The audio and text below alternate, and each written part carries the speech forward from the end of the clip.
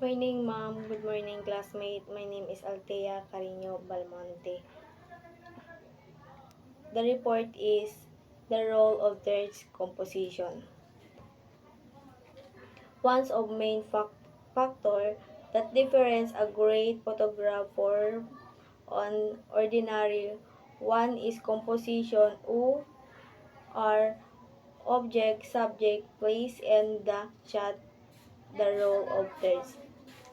Ang ibig sabihin ng thirds composition ay isang simpleng presepyo sa pagkuha ng litrato lang tumutulong upang mas maganda mabalance ang mga iba't ibang mga larawan. Hindi mas maganda din tignan sa mga mata yung mga larawan. Next. The role of thirds is also count as a guideline which applies to the process of composing visual image, line, in painting, design, and photograph. Ang role of thirds ay kilala bilang isang gabay na ginagamit sa paggawa ng visual and imahe tulad ng painting, design, at photograph. Ito rin ang sumusunod na pamaraang ito ang paglagay ng paksa at interaction point ay nagbibigay rin ng mas maganda composition, imahe at tones sa mga larawan. Next.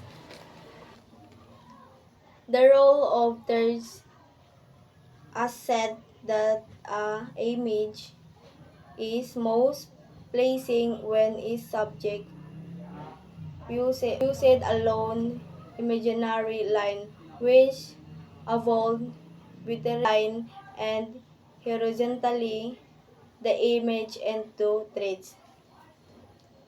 Ang role of thirds ay nagsasabi na ang isang larawan ay mas makakaengganyo kapag ang mga paksa ay naghakang-hakang linya sa naghahati sa larawan at tatlong bahagi parehong patayo at parehong pahalang. Next.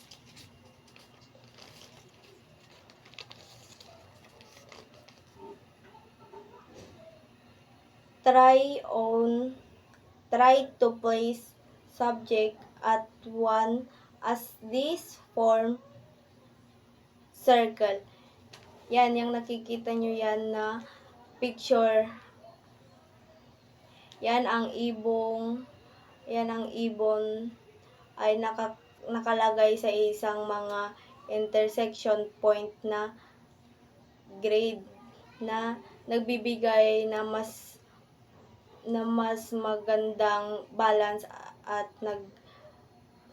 daloy sa mga larawan. Ang ibon ay nasa gitna ng larawan na nagiging mas flat at hindi gaanong kawali. Ang ibon ay maari ito ay gumawa ng nakakaiba sa mga larawan. Like winds using the role of threads help produce nice balance AC on the ice picture. Ang paggamit ng role of thirds ay nakakatulong sa paggawa ng mga larawan or mas makakaengganyo tignan sa mga mata dahil kailangan maayos ang mga bagay na may kaugnayan sa mga gilid ng frame. And then nagbibigay din ng mas magandang